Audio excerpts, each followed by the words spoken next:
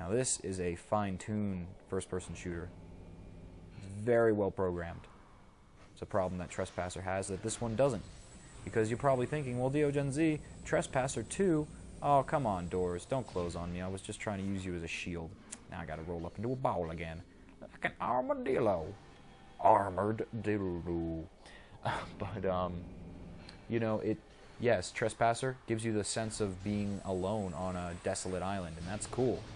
But what's not so cool is Anne's mechanics. You notice that Samus can hold her arms steady, or I guess I can hold Samus's arm steady because you're putting your hand into the arm cannon when you take control of the Metroid Prime trilogy in the Wii form.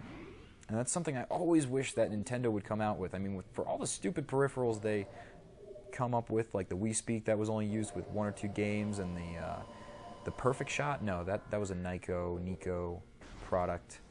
The that like rail shooter peripheral too.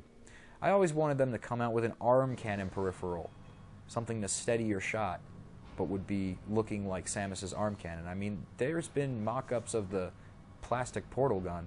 I don't see why you can't just make something like that for the Wii and stick a remote inside it. So now, as we stand alone, it's time to face our first boss. Another thing this game does tremendously well. Presents you with boss battles that are epic! The Parasite Queen is the first thing you have to take on, and it's a simple boss if you know what to do. And basically all it requires is for you to lock on with the Z target and use the strafing maneuver by double tapping on the B button on the Wii remote. Now, of course, if you're watching this and you're playing along on the GameCube, terminology is going to be a bit different, and it's been a while since I've played the GameCube version, so I don't really remember what the equivalent of that is. I think that you would, on the GameCube, either hold down the trigger buttons L or R to lock on, and then you would either press B, like I'm tapping B here on the Wii remote, or A. Oh, and an important thing for all you 100% runners out there, you want to make sure to scan the boss, because you will not have a second opportunity to take a scan once it's defeated. So the only tricky part about this boss is its shield system. It's sitting in the main core of that reactor, and basically by strafing around, by tapping the B button and having the Z target active, you'll be able to go shoot in between the barrier. And if you play Brawl, you'll recognize this stage. That's right, this is where the inspiration for that stage was coming from. Metroid Prime, the abandoned frigate. And you gotta be friggin' kidding me. We defeat a boss, and now we gotta book it, because we got a time limit. Things are exploding, main reactors are gone, shit's going crazy. And running into things that you're scanning doesn't work really well. Won't make you scan them faster, just in case you didn't know. So the enormity of those bosses, it's really something to behold. Yes, the the Parasite Queen was not too tough to take down, and that's mainly to get the bearings of the player. So it's another thing you'll see.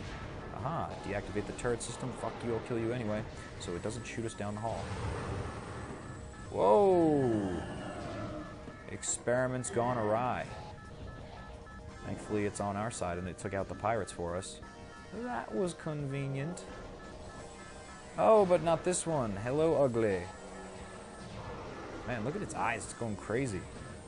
Its eyes are like some kind of electricity or something coming out of its friggin' face. So the enemies in Prime are impressive, especially the bosses, and they will get progressively tougher.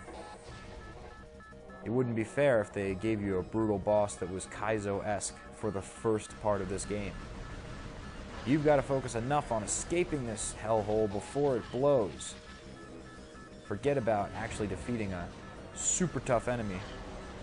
And Parasite Queen will give you a run for your money if you don't know what to do, so that's why you're watching this LP. Even on the Wii, with the new play controls, by using the Wii remote and being able to point wherever you want on the screen, because that was something that the GameCube was a little bit limited with, was that Samus had somewhat of a locked vision set, so you definitely get a lot more of the map to look at, a lot more areas you can zoom in on with your Wii Remote pointing specifically where you want to see. Okay, that works. Explosions are your friend, children, remember that. Except when they are misplaced. Can't be in the wrong spot. You need to perfectly time your explosions like the Morph Ball Bombs, a signature move of Samus. Yeah, and if you're not even playing along, you're like, what is this Metroid stuff? I am so new to Nintendo and all of its wonders. Because there's a good chance that you just came in on Wii and you had no clue. You came in, oh, come on, that's a direct shot. These freaking turrets, they're cheating. Look at this. Ah, finally. Ah, those turrets give me way more trouble than they should have. I'm almost dead. Ah, crap. Those little goo things that run into our visor are doing a little tiny bit of damage. There's so many of them, it collects up over time. Thankfully, they do contain health re-healing containers inside themselves. It's convenient. Enemies spawn health containers. And missile re-uploads, that too. Whoa, okay, careful. Spike Dildo of Doom. If you want to go faster as Samus, recommend going into the Morph Ball mode. Another thing that I picked up from the Metroid Prime Hunter game on the DS, and that's a multiplayer Metroid Prime Hunter game. First person, same sort of 3D world. I don't know if I necessarily retro-programmed it, but takes the same sort of controls as Samus does here, and you verse other hunters. Oh. For right now, that's the only main hunter we've got to worry about. Ridley.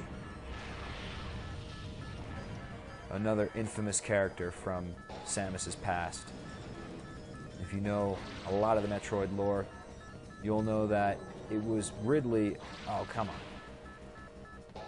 It was Ridley that separated Samus from her family on her home planet, and because of that incident, it was the Chozo who adopted her pretty much and raised her as their own. Screw you, turret! So if it wasn't for Ridley, Samus wouldn't have gotten this badass power suit. Kind of a tricky finger of fate when you look at how badass she is. But that's how a lot of awesomeness happens. Some sort of hardship, and then you lose your power armor. Yeah. So, it's something that is going to be interesting. Our suit completely malfunctioned because we got pegged against the wall by an energy beam, or an energy blast rather, and now we don't have full capabilities of our suit. And why is it so dark in here? Where's the door? Oh, I need to really... okay, I'm going somewhere. Jesus, feels like the dark tunnels at that Liberty Science Museum. Okay, we're going the right way now. Phew!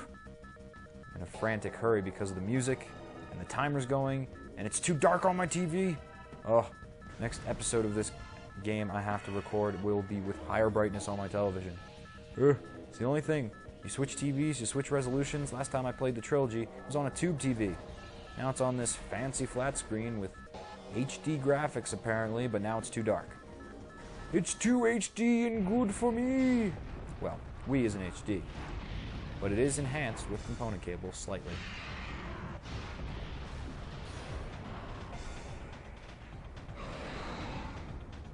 There goes the flying dragon. And is it just me? Or does Ridley look a little bit more intense? A tad different than its purple dragon form from the earlier Metroid games. Well, only way to tell if something's changed and if something is awry, maybe Ridley caused all this, is to follow that bastard.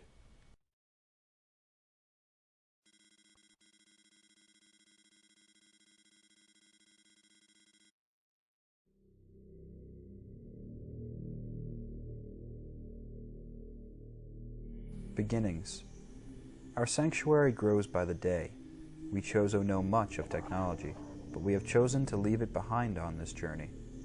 Our home here on Talon 4 will be a place of simplicity, structures hewn from the stone, bridges woven with branches, hallways caressed by pure waters. We build around the ancient and noble trees, drawing from their strength and giving them our own in return. All that is wild will flow around us here. Our race will be just one more group of creatures in the knit of nature. It is our hope that such a state will bring with it greater wisdom, a greater understanding of the nature of the universe. Once our city here is complete, we will peer inward and discover the truth.